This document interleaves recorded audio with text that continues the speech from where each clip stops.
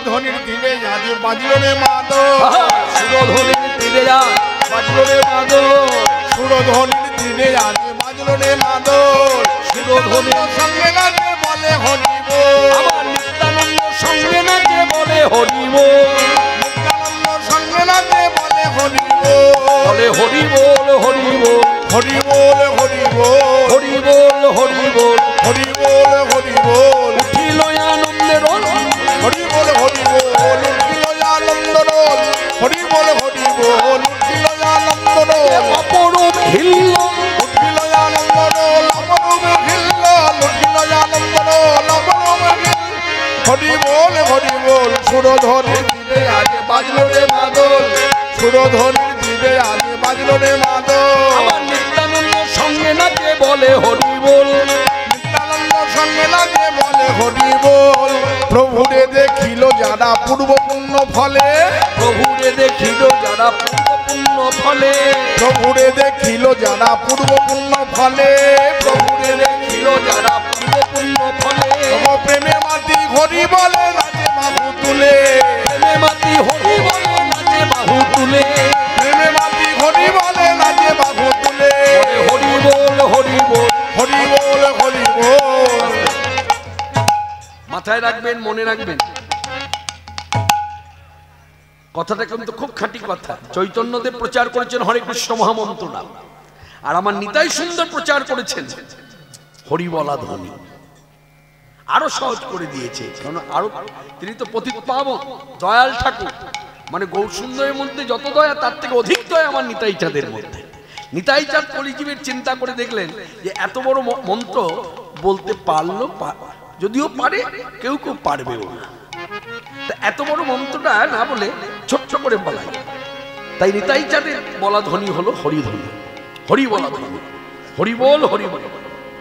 প্রভুরে দেখিল যারা পূর্ব পুণ্য ফলে, প্রভুরে দেখিল যারা পূর্ব পুণ্য ফলে, প্রভুরে দেখিল যারা পূর্ব পুণ্য ফলে, প্রভুরে দেখিল যারা পূর্ব পুণ্য ফলে, প্রেমে মাটি হরি বলে নাচে বাহু তুলে, প্রেমে মাতি হরি বলে নাচে বাহু তুলে, প্রেমে মাটি হরি বলে নাচে বাহু তুলে, বলে হরি বল হরি বল, হরি বল হরি বল, হরি বল হরি বল, হরি বল হরি বল, উঠিল আনন্দে বল হরি বল হরি বল, নাই আর অন্য বল হরি বল হরি বল, নাই আর অন্য বল হরি বল হরি বল, নাই আর অন্য বল হরি হরি হরি বল, আর অন্য বল হরি হরি হরি বল, নাই আর অন্য বল হরি বল হরি বল, প্রেমে মাটি হরি বলে নাচে বাহু তুলে, প্রেমে মাটি হরি বলে নাচে বাহু তুলে।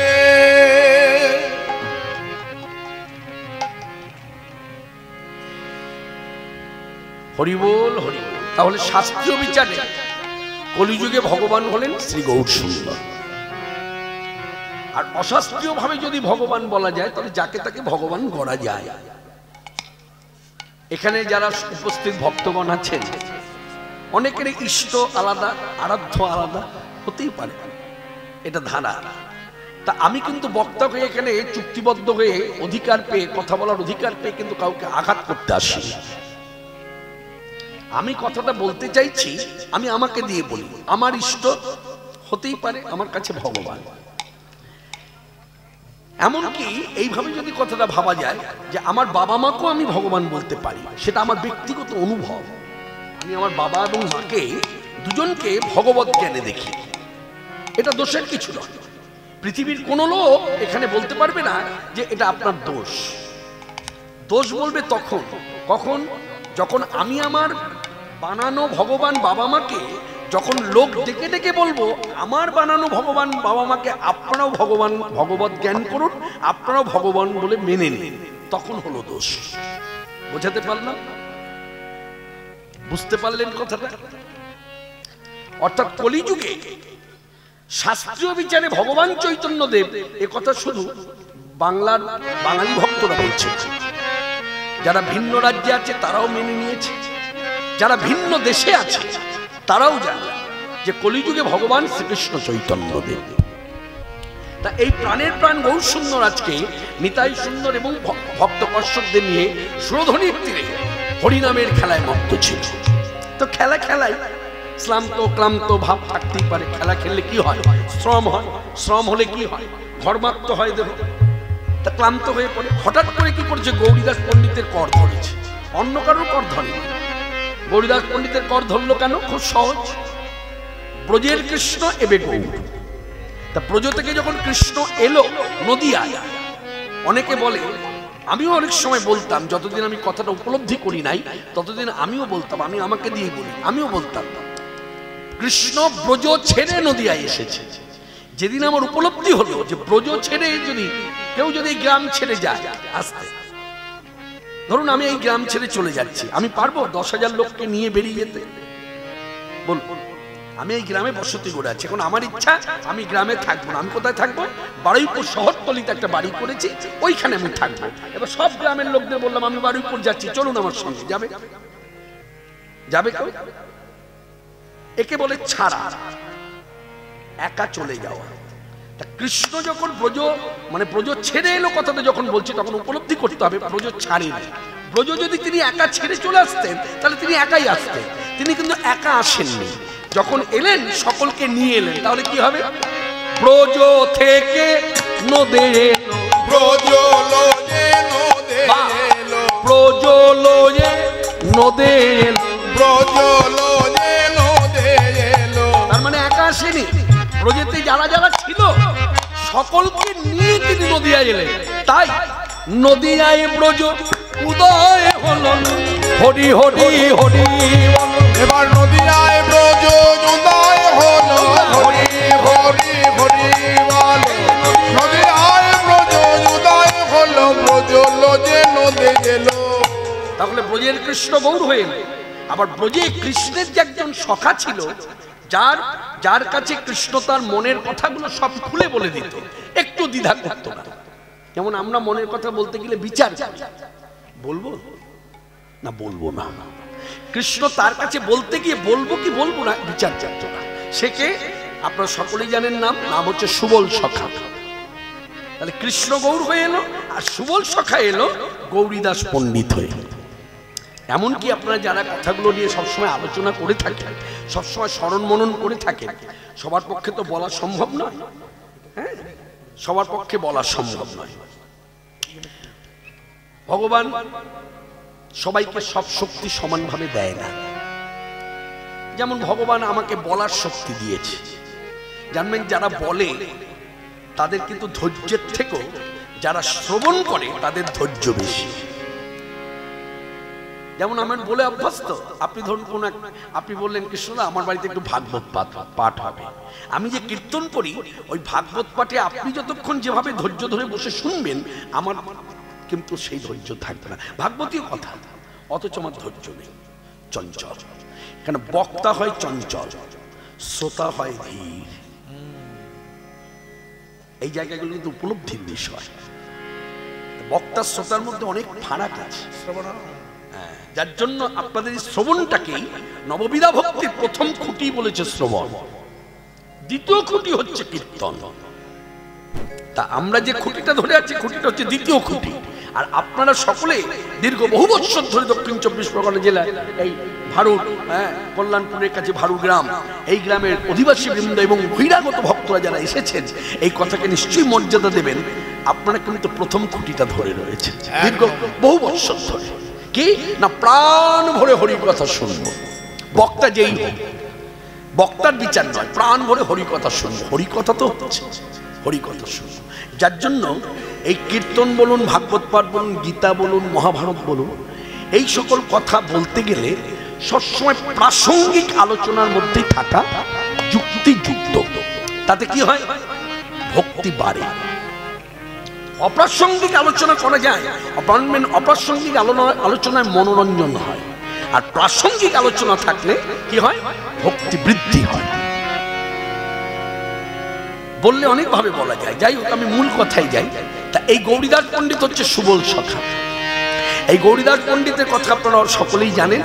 এই অম্বিকা কালনার নাম শুনেছেন? কেউ কেউ বলে কালনা, শুধু কালনা বলে, আবার কেউ বলে অম্বিকা কালনা। অম্বিকা মানে অম্বি হচ্ছে মা দুর্গার এক নাম। তা এই অম্বিকা কালনায় হলো গৌরীদাস পণ্ডিতের কুটি। শুনলে আপনাদের খুব ভক্তি বাড়বে, আনন্দ হবে, কথাটা বলবো না।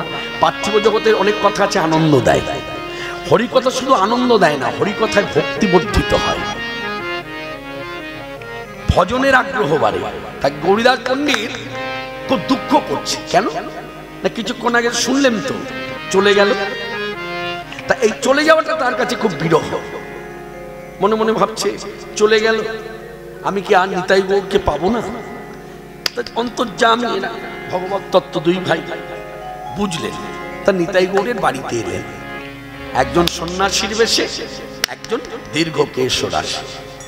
তা দুজনা এসেছে, যেই দুজনাকে পেয়েছে সঙ্গে সঙ্গে কি করেছে, এই নিতাই গৌর দুই ভাইকে পেয়ে একেবারে গৌরীদাস পণ্ডিত জড়িয়ে ধরেছে, জড়িয়ে ধরে মনের কথা বলে দিল, আমি যখন তোমাদেরকে কুটিরে পেয়েছি, আমার কুটির ছেড়ে আর তোমাদেরকে কোথাও যেতে দেব না, আর কোথাও যেতে দেব না, আমার কুটিরেই থাকো, মানে আমার ঘরে থাকো। তখন এরা দুজনা দেখলেন খুব বিপদ, যাই কি করে। তখন গৌর সুন্দর খুব চাতুরালি জানে তো, খুব সুন্দর একটা কথা বললেন, গৌরীদাস অধৈর্য হয়েও না, ধৈর্যচ্যুত হয়ে পড়ো না, ধৈর্য রাখো, আমার কথা শোনো, আমার কথা মানো।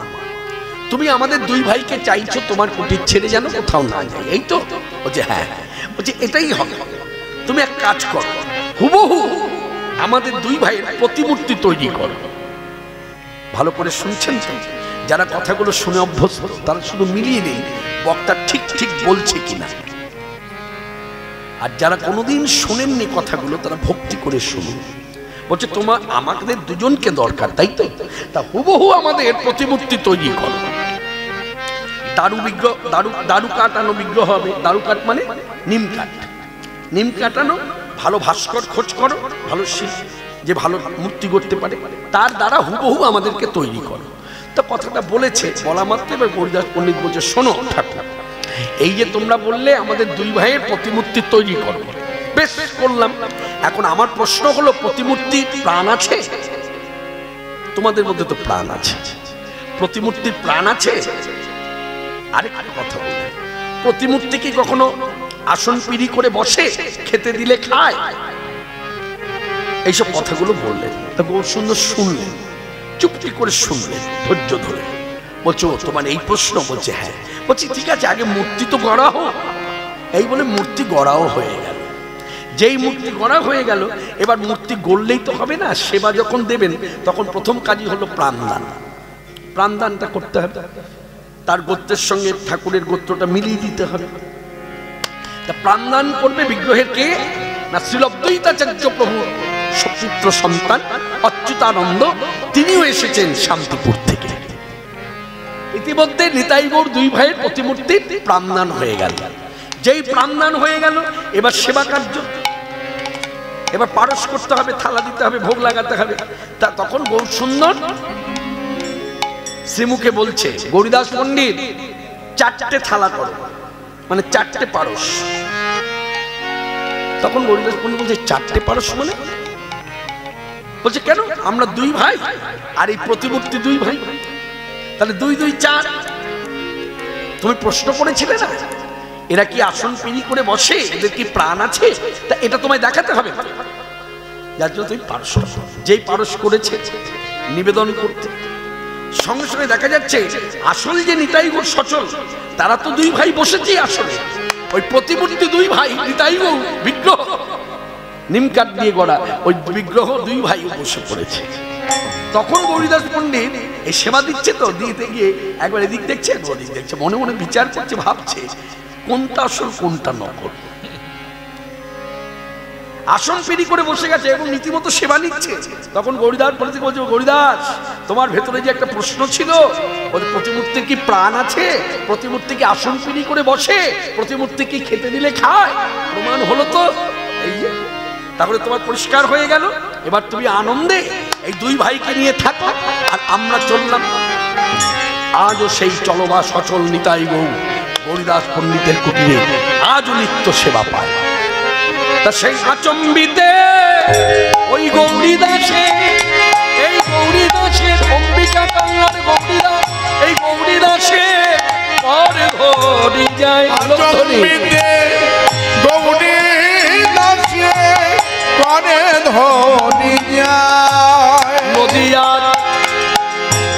বাটে আসি গৌর আমার দিল দর্শন। নদিয়ার বাটে যাচ্ছি গৌর আমার দিল দর্শন। কি ভাব নিয়ে দাঁড়ালো না দান ভাব মহাপ্রভু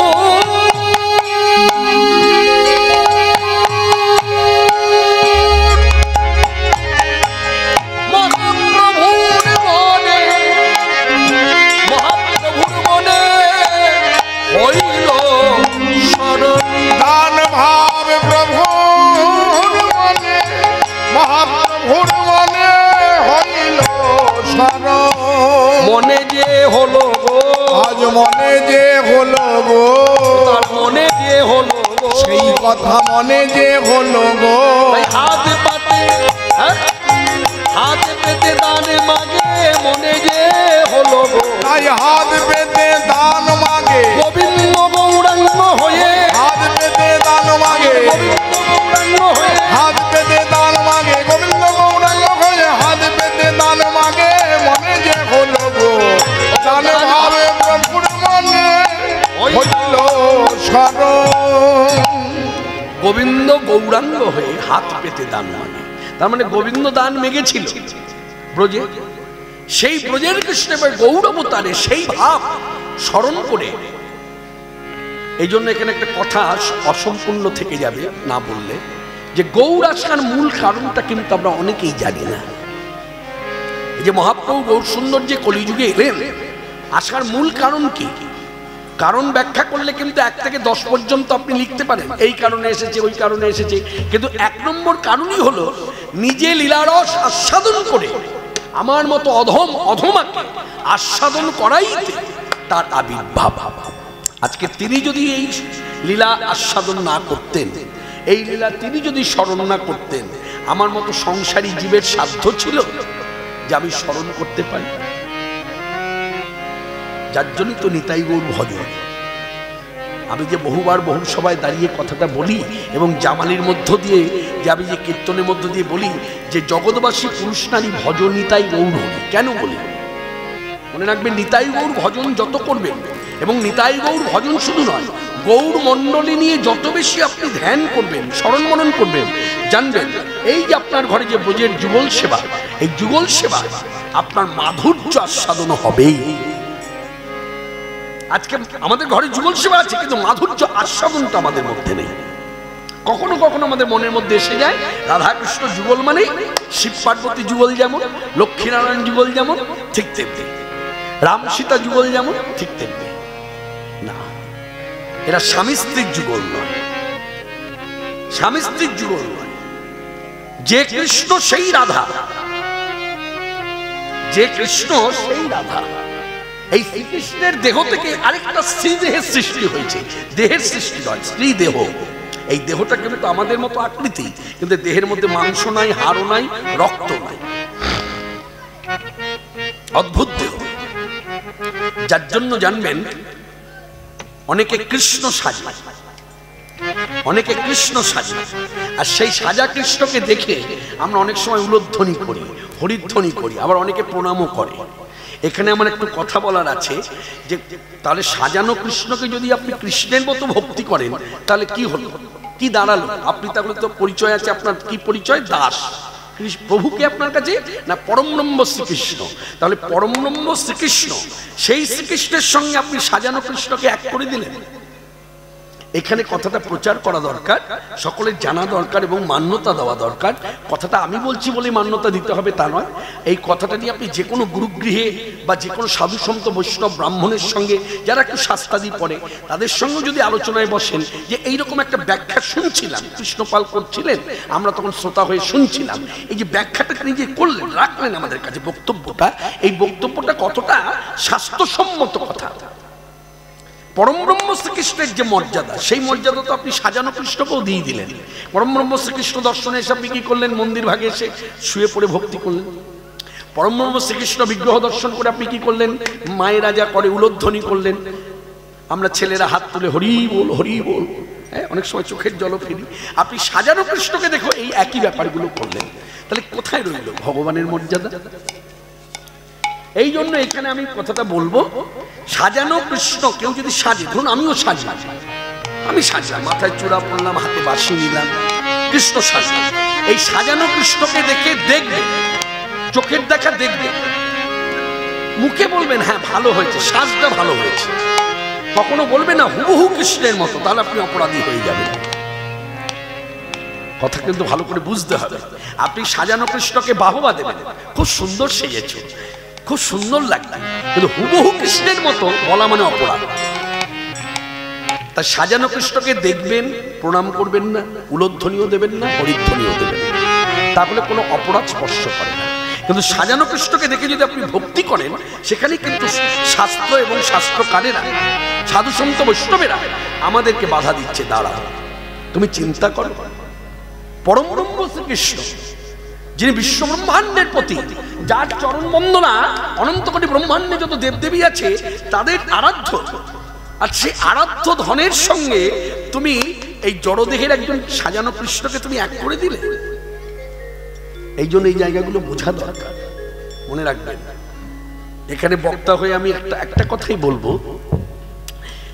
আমি কৃষ্ণ সাজলাম, কথাটা কিভাবে নেবেন আমি জানি না, তবে একটা কথা এসে যায় মনের মধ্যে, যারা এরকম কৃষ্ণ সাজে, তা কৃষ্ণ হাতে বাঁশি নিয়ে কৃষ্ণ হয়ে গেলেন, চূড়া নিয়ে কৃষ্ণ হয়ে গেলেন, পায়ে নুপুর বেঁধে কৃষ্ণ হয়ে গেলেন, হ্যাঁ কোমর তো দেশে একটা ধরা বেঁধে নিলেন, সে তখনও কৃষ্ণ হয়ে গেলেন, ফুলের একটা মালা তো কর্তৃপক্ষ পরিয়েছে, খুব বড় মালাই পরিয়েছে, কৃষ্ণ হয়ে গেলেন। তাহলে কৃষ্ণ যখন হয়েই গেলেন, তাহলে কৃষ্ণের চরণে তো দাসেরা দাসীরা তুলসী পত্র দেয়, তাহলে সেটাও প্রচার করে দিন যে আমাকে একটা তুলসী পত্র পায়ে দিয়ে দিন। মাথা খারাপ হয়ে গেল না? অবাক হয়ে গেলেন না? ভয় হয়ে গেল। তাহলে যে ভয়টা করছেন তুলসীপত্র নিতে গিয়ে, সেই ভয়টা কেন মনের মধ্যে নাই যে কৃষ্ণের ওই বাঁশি হাতে দাঁড়িয়েছে, ওই বাঁশি হাতে আমি কখনোই দাঁড়াতে পারি না? কৃষ্ণ মাথায় চূড়া দিয়েছে ময়ূরপুচ্ছ গোজা, ওই ময়ূরপুচ্ছ গোজা চূড়া কখনো আমি করতে পারি না? এই ভয়টা আপনার মধ্যে নাই কেন? এত দুষ্পর্ধা, এত দুঃসাহস হয় কি করে? মনে রাখবেন, মাথায় রাখবেন, একমাত্র এটা পশ্চিম বাংলাতেই সম্ভব। এটা কিন্তু আমাদের বাঙালি ভক্তদের কাছেই মর্যাদা, মনে রাখবেন। ধরুন আমি যদি এখন কৃষ্ণ সাজি না, আপনি কিন্তু ক্ষমতা নেই ওখান থেকে ছুটে এসে আমার মাথা থেকে চূড়াটা টেনে হিচড়ে খুলে নিতে আর হাতের বাঁশিটা কেড়ে নিতে পারবেন না।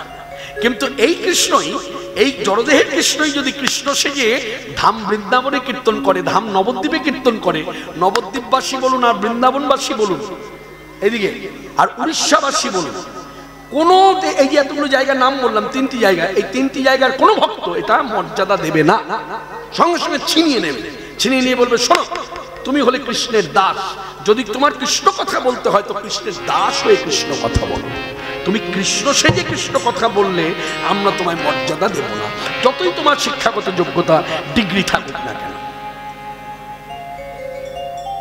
তুমি হলে দাস, কারণ তুমি কীর্তন করতে করতে লোক শিক্ষা দিয়েছো, তুমি আখরে বলেছো তুমি প্রভু আমি দাস, তুমি প্রভু আমি দাস, তুমি লোকজনকে শিক্ষা দিয়েছো, মাইকে প্রচার করেছো, সুরতাল লয় ছন্দের মধ্য দিয়ে তোমার কীর্তন সারা গায়ের লোক শুনেছে, আখর শুনে সবাই কেঁদেছে। আহা কত সুন্দর কথা গো, তুমি প্রভু আমি দাস, তুমি প্রভু আমি দাস, এবার পুরাও মনের অভিলাষ হয় যেন ব্রজে বাস, পুরাও মনের অভিলাষ হয় যেন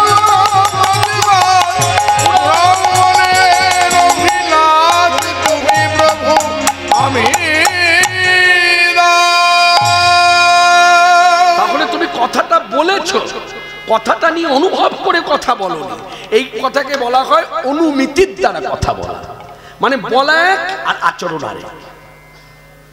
আর ওই দেখো এইদিকে এইদিকে, ওই দেখো প্রভুদের দেখো, দেখুন আজকে আপনারাই বলুন, কোন প্রভু ভাগবতীয় বক্তা হয়ে যখন ভাগবত কথা বলে ব্যাসাসনে বসে, আপনি পারবেন সেই প্রভুকে কৃষ্ণ সাজাতে? আপনি পারবেন না। তারা তো সাজবে না, কথাটা দূরে রাখি, পারবেন না, আপনার সাহস হবে না, কারণ তার যে চাহ চলন বলুন, তার যে চাহনি আপনাকে বুঝিয়ে দেবে যে তুমি আমার অধিকার ততক্ষণ, কতখানি অধিকার না আমি দাস, তিনি প্রভু। তা মনে রাখবেন, এই যে বলা হলো না গোবিন্দ গৌরাঙ্গ হয়ে, তাই এখানে তো আমি অভিনয় দেখাতেই পারতাম, গোবিন্দ গৌরাঙ্গ হয়ে সাংঘাতিক অপরাধ। অভিনয়ের মাধ্যমে কৃষ্ণ করতে নেই, এই জায়গাগুলো সচেতনতা থাকা দরকার। এগুলো কখন হবে জানেন? আস্তে আস্তে বয়স হবে, রক্ত যখন একটু শিথিল হবে, তখন ভজনের পরিপক্কতা বাড়ে, তখনই এই অনুভবগুলো আসবে। এই যে অল্প বয়সে অনেকে কীর্তন করে, দেখবেন ইউটিউব চ্যানেল খুলবেন সব চূড়া পড়ে আছে। আমার কাছে কথা হচ্ছে, তোমরা চূড়া পড়ো, চূড়া পড়ো, চূড়া পড়ার অধিকার সকলের আছে। চূড়ার মধ্যে ময়ূরপুচ্ছটা দিও না। ময়ূরপুচ্ছ দেওয়া মানে বীর্যবান পুরুষ তুমি, এটা প্রমাণ হয়, কিন্তু তুমি বীর্যবান পুরুষ নও। তোমার দ্বারা দুটো সন্তানের জন্ম হয়েছে পৃথিবীতে, তুমি এই দুটো সন্তানের বাবা। এই দিয়ে তুমি বলতে পারো তাহলে কৃষ্ণ তো বাবা, কৃষ্ণ তো সন্তান আছে। তুমি মূর্খ। তোমাদের সন্তান আনার যে প্রক্রিয়া আর ভগবান শ্রীকৃষ্ণের পরম ব্রহ্ম শ্রীকৃষ্ণের সন্তানের জন্মের যে প্রক্রিয়া এক নয়। এই জায়গাটা তোমার মূর্খামি, তুমি অনুভব করো। এই জায়গাগুলো বুঝতে হবে। এগুলো ভেঙে ভেঙে আপনারা না বললে, সবসময় বক্তার দায়িত্ব দিলে হবে না। বক্তা কি দায়িত্ব নেবে? বক্তা তো বছরে একবার আসে। এগুলো আপনারা গ্রামে থেকে সবসময় আলোচনার মধ্যে থাকবেন। কৃষ্ণের মর্যাদা অন্য কাউকে দেবেন না, এটা উচিত নয়। এতে ভক্তি নষ্ট হয়ে যাবে আস্তে আস্তে, প্রকৃত ভক্তিটা স্থান পাবে না। না হলে বলুন না, এই বাংলার বুকে এত বড় দুঃসাহস ভগবানের নিন্দা চর্চা, এত বড় দুঃসাহস শাস্ত্র গ্রন্থের নিন্দা চর্চা, এটা এই রাজ্য বলেই সম্ভব। এই রাজ্যের বাইরে আপনি যান, আপনি নিন্দা করবেন আজকে, কালকে আপনাকে ওই যে গ্রামে আপনি থাকেন সেই গ্রামের প্রত্যেকটা লোক মুখ ঘুরিয়ে নেবে, মানে আপনাকে এক ঘরে করে দেবে। ওটা হচ্ছে ধাম বৃন্দাবন, ওই ধাম নবদ্বীপ, ধাম পুরী। এতটাই ভগবানের প্রতি তাদের ভক্তি। তো যাই হোক, এই প্রাণের প্রাণ গৌর সুন্দর সাক্ষাৎ ব্রজেন্দ্র নন্দন শ্রীকৃষ্ণ তত্ত্ব বিচার, এই কৃষ্ণ গৌরাঙ্গ হয়ে নবদ্বীপে যদি এইভাবে হাত পেতে দান ভিক্ষা না করত, আজকে দান লীলার মধ্যে যে কি কি আছে সেই আস্বাদনটা আমাদের হতো না। তিনি আস্বাদন করাইতে তিনি এসেছেন, যার জন্য তার রূপটা দেখুন, গৌরবর্ণ যুগ। আচ্ছা, একটা কথা বলি, খুব সুন্দর একটা কথা মনে করেছে। আচ্ছা, কৃষ্ণ তো গোয়ালা। আচ্ছা, কৃষ্ণের বুকে তো পইতে নেই, আছে নেই? কৃষ্ণ গোয়ালা ছেলে, বেশ। আচ্ছা, গোয়ালা ছেলে কৃষ্ণ, আচ্ছা এই কলিযুগে ব্রাহ্মণ হয়ে এলো কি করে হলো? গোয়ালা থেকে ব্রাহ্মণ হলো কি করে? শুনুন রসের কথা, গেঁথে রাখুন, মনের মধ্যে নোটেশন করুন।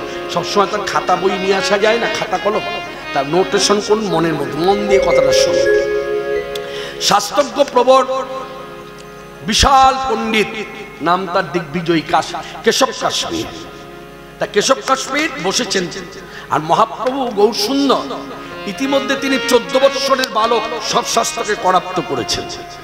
তিনি সামনে বসেছেন, সামনে বসে বলছে, আচ্ছা বলো তো কাশ্মীর, যেহেতু কাশ্মীর থেকে এসেছে কেশব কাশ্মীর, কেশব হচ্ছে তার নাম, দিগ্বিজয়ী পণ্ডিত হচ্ছে আখ্যা। তা বলছে, বলো তো কাশ্মীর, আমি পূর্বজন্মে কি ছিলাম?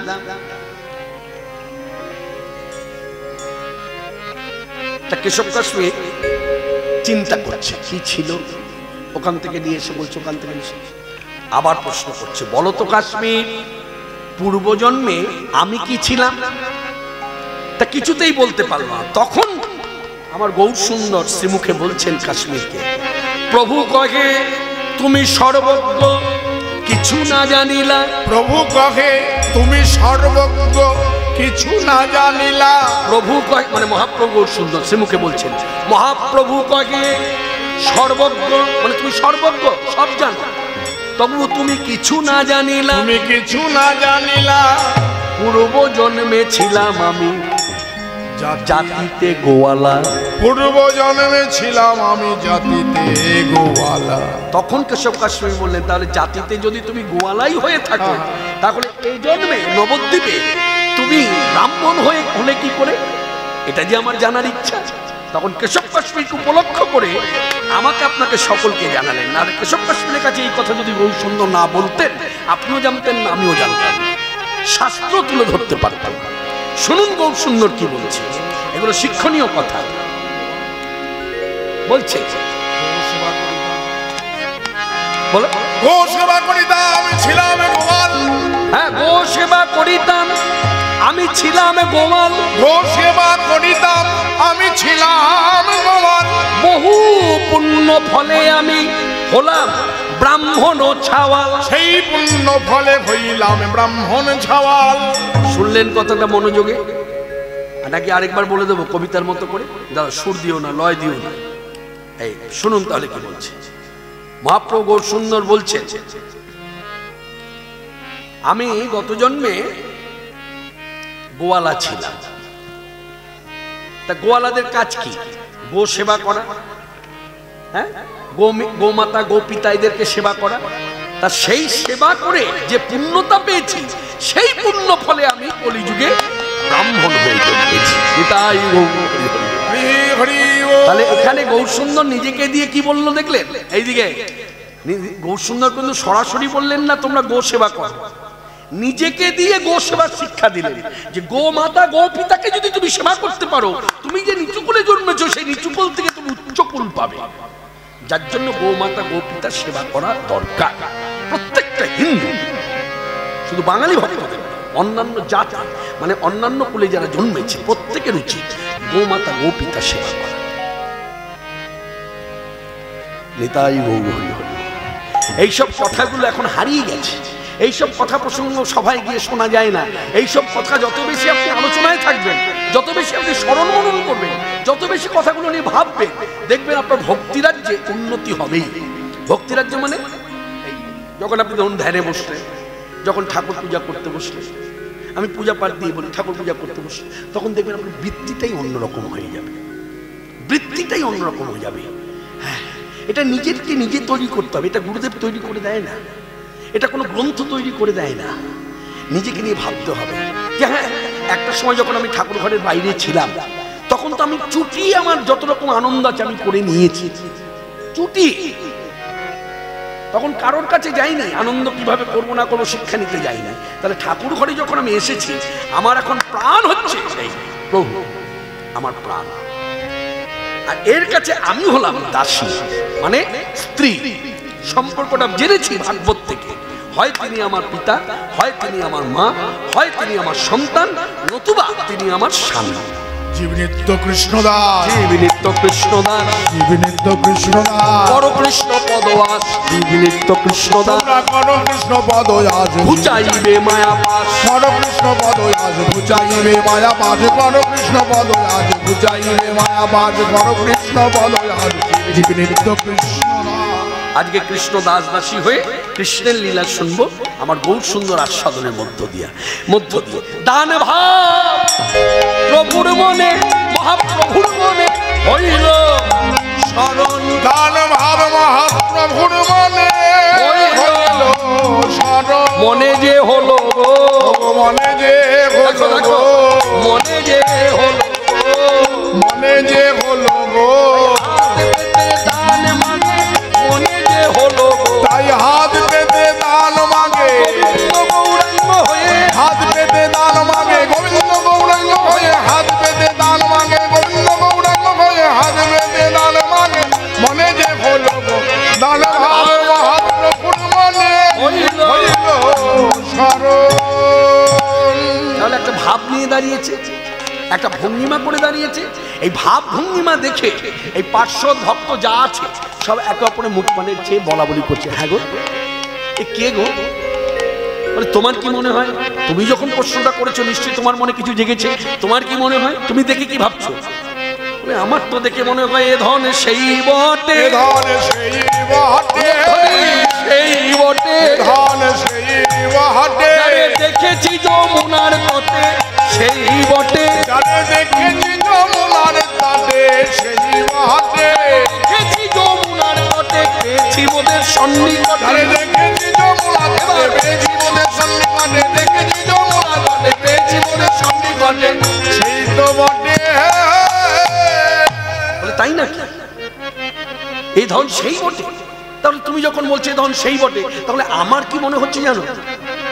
আমি কি দেখেছিলাম জানো? বলে কি দেখেছিলে? আমি পূর্বে দেখেছিলাম যুগল রূপ মাধুর। দেখেছি যুগল রূপ মাধুরী, যুগল রূপ মাধুর। দেখেছি যুগল রূপ মাধুরী। ঘন মেঘে স্থির বিজুড়ি যুগল রূপ মাধুর। ঘন মেঘে স্থির বিজুড়ি যুগল রূপ মাধুরী। দেখো ঘন মেঘে স্থির বিজুড়ি, বলো হেতা কেন একা হরি? ঘন মেঘে স্থির বিজুড়ি হেতায় কেন একা হরি? ঘন মেঘে স্থির বিজুড়ি হেতাই কেন একা? ওই যে ঘন মেঘে স্থির বিজুড়ি যুগল রূপ মাধুরী। তখন বলছি শোনো শোনো শোনো শোনো, এই শোনো, তোমার ভাবনা ভুল। এখানে একা আসেনি, এবার দুজনাই এসেছে। এবারে দুজনাই এসেছে, মাখামাখি হয়েছে। দুজনাই এসেছে, ওরা মাখামাখি হয়েছে, দুজনাই এসেছে। সত্যি কথা। আমার পরমারাধ্য গুরুদেব পরম বৈষ্ণব ডক্টর মহানবম ব্রহ্মচারী ব্যাসাসনে বসে যখন হরিকথা বলতেন, তখন তার শ্রীমুখ থেকে শোনা যায় তিনি বলছেন, ভক্ত শ্রোতাদের কাছে বলছেন, শুনুন, ব্রজেতে যে শ্রীকৃষ্ণ, ব্রজেতে যে কৃষ্ণ রাধারানীকে নিয়ে কখনো পাশাপাশি মুখোমুখি, সেই ব্রজের রাধা কৃষ্ণ এবার কলির জীবের ভাগ্য। কলির জীব মানে আমি, নিজেকে বলছেন কলির জীবের ভাগ্য। কি ভাগ্যবান আমরা, কি ভাগ্যবতী। কলি জীবের ভাগ্যে এবার সেই মাখামাখি তনু আমার গৌর কিশোর। এর প্রমাণ অনেক প্রমাণ আছে। আমি বলেছি না প্রথমে শাস্ত্রীয় বিচারে ভগবান গৌরাঙ্গ। গৌরাঙ্গ কারণ মন গড়া কথা দিয়ে গৌরাঙ্গ ভগবান নয়, আমার বানানো ভগবান নয়। আমি যে বক্তা কৃষ্ণপাল, সর্বত্র মাইকের সামনে দাঁড়িয়ে অধিকার, কথার অধিকার পেলে যেখানে আপনারা কীর্তন শুনতে যান, আমি গৌর সুন্দরকে যে ভগবান বলি, এটা আমার বানানো নয়, এটা আমার আবেগ থেকে বলা নয়। আপনি যদি শাস্ত্র ঘাটেন দেখবেন সেখানেও আছে গৌর আমার সাক্ষাৎ ভগবান। কোন শাস্ত্র? শ্রীমদ্ ভাগবত। কোথায় পেলেন? সিদ্ধান্ত ঠাকুর নরহরি, তার লিখিত একটি পদ আছে, যে পদের মধ্যে ভাগবতের কথা বলেছে। ভালো করে পদ মন দিয়ে শুনুন, দেখবেন পদের মধ্যে লেখা আছে কথাটা। বলছে গৌর আমার কে? বলে সাক্ষাৎ ভগবান। রসে তনু ঢর ঢর। এই ঢর ঢর ভাবটি হলো রাধা ঠাকুরানী। ওই যে বলেছে মাখামাখি তনু আমার গৌর সুন্দর। যখন গৌর সুন্দর ঢর ঢর ভাবে তাকে দেখে মনে হয় যেন রাধা। যখন মুখে মৃদু মৃদু হাসি, তখন দেখে মনে হয় যেন ব্রজেন্দ্রনন্দন শ্রীকৃষ্ণ। তাই রাধা কৃষ্ণ মাখামাখি তনু আমার গৌর কিশোর। রসে তনু ঢর ঢর আমার আমার গৌর কিশোরে বড়। এবে নাম শ্রীকৃষ্ণ চৈতন্য। উলধ্বনি। রসে তনু ঢর ঢর গৌর কিশোর বড়। এবে নাম শ্রীকৃষ্ণ চৈতন্য। রসে তনু ঢর ঢর গৌর কিশোর বড়। এবে নাম শ্রীকৃষ্ণ চৈতন্য। এসব নিগুঢ় কথা কহিতে অন্তরে ব্যথা। এসব নিগুঢ় কথা কহিতে অন্তরে ব্যথা। ভক্ত বিনা নাহি জানে অন্য। ভগবান শ্রীকৃষ্ণ চৈতন্য। ভগবান শ্রীকৃষ্ণ চৈতন্য। দাপর যুগেতে শ্যাম, কলিতে চৈতন্য নাম। দাপর যুগেতে শ্যাম, কলিতে চৈতন্য নাম। দাপর যুগেতে শ্যাম, কলিতে চৈতন্য নাম। দাপর যুগেতে শ্যাম, কলিতে চৈতন্য নাম। বর্গ বাক্য ভাগে বতে লিখি, চিতে করি অনুমান। শ্যাম হইল গৌরাঙ্গ, রাধা কৃষ্ণ তনু তার সাক্ষী। বর্গ বাক্য ভাগবতে লিখি, চিতে করি অনুমান। শ্যাম হইল গৌরাঙ্গ, রাধা কৃষ্ণ তনু তার সাক্ষী। এবার আমার বলতে ইচ্ছে হয়, আমরা যারা বাঙালি ভক্তরা এখনো প্রশ্ন করে থাকি সমাজের বুকে দাঁড়িয়ে, এই গৌড় দেশে বসতি, গৌড় দেশের স্থিতি মানে কর্ম করে খাচ্ছি, অথচ গৌড় দেশের মানুষ হয়ে বলছি গৌড় কি ভগবান? শুনুন, আপনার এই প্রশ্নের উত্তর দেবার মতো ইচ্ছা আমার নেই, তবুও বলি আপনার যদি বিশ্বাস হয়, ভক্তি হয়, তাহলে দেখুন শ্রীমদ ভাগবত তার সাক্ষী। নাহলে কেন লিখবে নরহরি ঠাকুর? বর্গ বাক্য ভাগবতে লিখি, চিতে করি অনুমান, শ্যাম হইল গৌরাঙ্গ, রাধা কৃষ্ণ তনুতার সাক্ষী। সেই কথা গর্গ বাক্য ভাগবতে লিখি,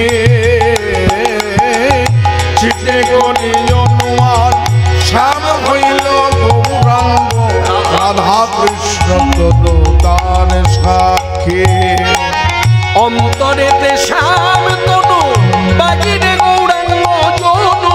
অন্তরেতে শ্যাম তনু, বাহিরে গৌরাঙ্গ জনু। অন্তরেতে শ্যাম তনু,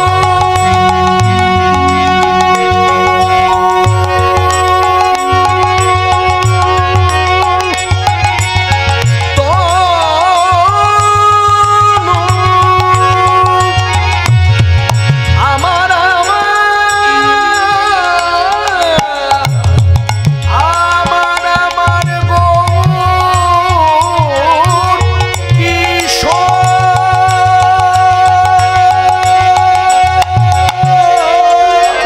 অন্তরেতে শ্যাম তনু, বাহিরে গৌরাঙ্গ জনু। অদ্ভুত শ্রী চৈতন্য লীলা, অন্তরেতে শ্যাম তনু,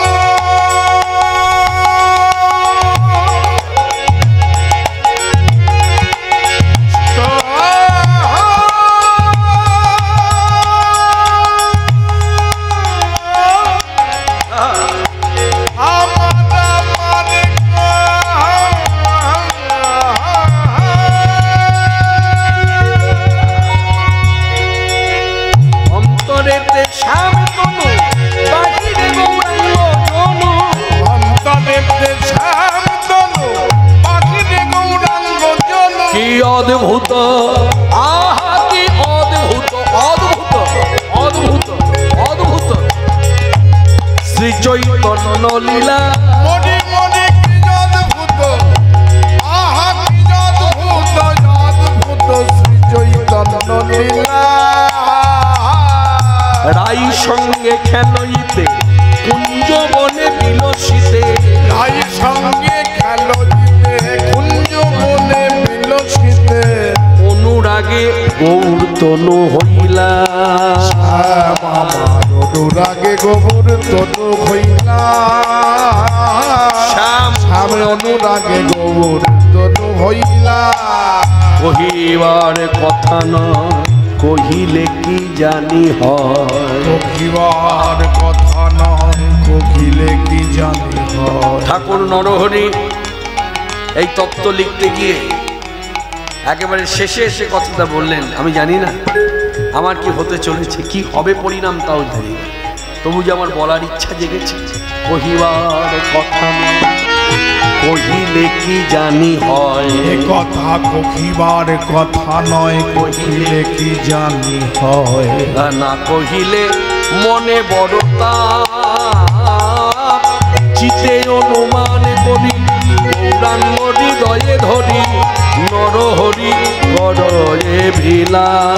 কহিবার কথা নয়, কহিলে কি জানি হয়। না কহিলে মনে বড় না, শীতে অনুমান করি, গৌরাঙ্গ হৃদয়ে ধরি, নরহরি করয়ে ভিলা। আমি কারে কহি বিবরণ, আমি কানে কহি বিপদ, আমি কারে কহি বিবরণ। আমি কানে কহি বিপদ। কথা শুনিবে বা কোন জন, কারে কহি বিবরণ। কথা শুনিবে মা কোন জন, আবার না কহিলে ফাটে মন, কথা শুনিবে মা কোন জন। আর না কহিলে ফাটে মন। কথা শুনিবে মা কোন জন, কানে কহি বিপদ। না কহিবার কথা নয়, কহিলে কি জানি হয়। না কহিলে মনে বড়তা।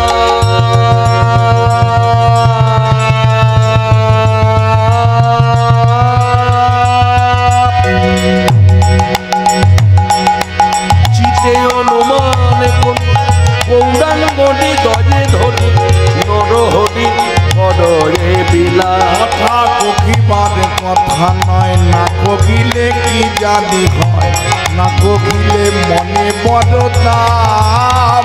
চিতে অনুমান করি গৌরাঙ্গটি দজে ধরি নরহরি কররে বিলা। ভগবান কলিযুগে শাস্ত্রীয় বিচারে ভগবান পরম ব্রহ্ম শ্রীকৃষ্ণ চৈতন্য, শ্রীকৃষ্ণ চৈতন্য, শ্রীকৃষ্ণ চৈতন্য, শ্রীকৃষ্ণ চৈতন্য, সাক্ষাৎ ভগবান শ্রীকৃষ্ণ চৈতন্য। আজ দান ভাব প্রভুর মনে হইল সব, নদিয়ার বাট আলো করে এইভাবে হাত পেতে দান। তা কথাটা শুনুন কি বলছে শ্রীমুখে, বলছে দাও। তা দিতে কি সবাই পারে?